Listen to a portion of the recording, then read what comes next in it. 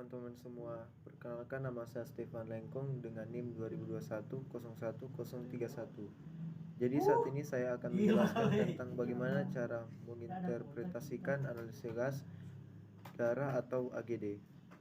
Jadi analisa gas darah itu merupakan sebuah tes dalam laboratorium untuk mengukur tingkat keasaman pada pH oksigen dan karbon dioksida dalam darah. Objek pengambilan darah untuk AGD, lalu darah yang diambil untuk pemeriksaan harus berasal dari pembuluh darah arteri radial, brachial, atau pulmonalis. Nah, jadi tujuan dari pemeriksaan ini untuk mengetahui apakah terdapat suatu gangguan pada pertukaran gas yang ada dalam paru-paru. Karena dari itu, yuk kita pahami bersama bagaimana cara menginterpretasikan AGD.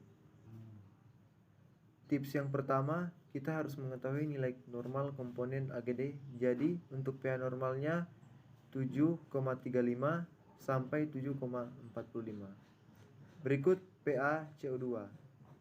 pH CO2 normal adalah 35 sampai 45.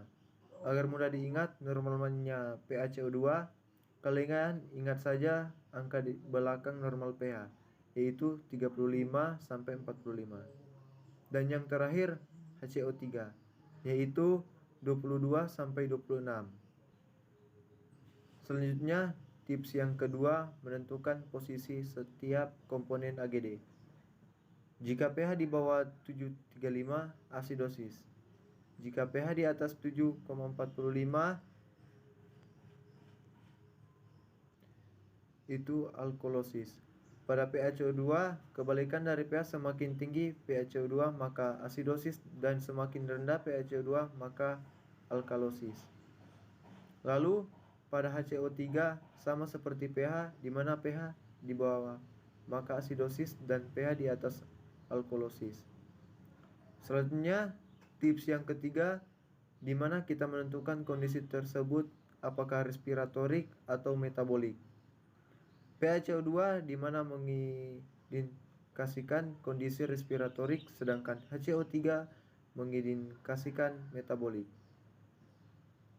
Jadi teman-teman, ketika sudah memahami tips yang tadi, selanjutnya kita harus menginterpretasikan hasil AGD dengan teknik tic-tac-toe. Di sini ada contoh kasus, yuk kita pecahkan bersama-sama. Jika ingin ditulis, silakan ditulis. Nah, cara bagaimana kita membuat tic-tac-toe? Kita harus menggaris di sebuah kertas. Jika sudah mahir, kalian cukup membayangkan saja. Dari kasus yang tadi kita lihat, nilai pH adalah 7,30. Di sini nilai pH di bawah nilai normal. Maka kita harus tulis nilai pH dalam kolom asidosis dikarenakan nilai pH di bawah nilai normal. Kemudian pH CO2, di sini kita lihat bersama-sama nilai pH CO2 47. Nah, karena pH CO2 ini berada di asidosis dikarenakan pH CO2 lebih tinggi dari nilai normalnya, maka kita tulis dalam kolom asidosis.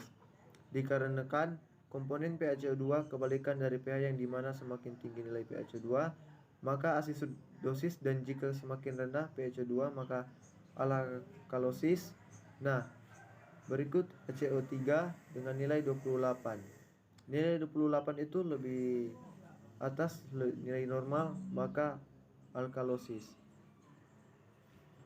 Nah, ketika tabel tersebut sudah terisi dengan pH CO2 sama HCO3, maka kita harus mengambil kesimpulan dalam poin yang terisi dalam tabel teman. Harus perhatikan nilai di mana-mana pH CO2 dan HCO3 yang berada dalam satu kolom vertikal dengan pH. Dalam contoh ini terlihat pH berada satu garis bersama pH CO2 dan keduanya berada dalam asidosis.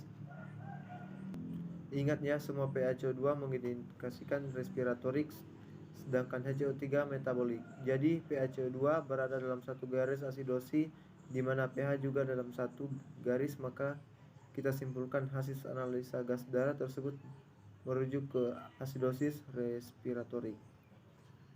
Tingkat kompensasi terbagi menjadi 3, yaitu jika pH normal lalu pH CO2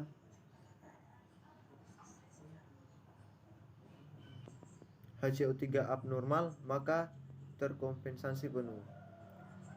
2. Jika pH abnormal dan PaCO2 HCO3 abnormal, maka terkompensasi sebagian. 3. Jika abnormal dan PaCO2 atau HCO3 abnormal, maka disebut tidak terkompensasi. Karena ketiganya mengalami abnormal, maka nilai-nilainya disebut terkompensasi sebagian. Jadi kesimpulan dalam kasus ini adalah asidosis respiratori terkompensasi sebagian. Itulah penjelasan bagaimana kita menginterpretasikan analisa gas darah atau GDS. Sekian dan terima kasih.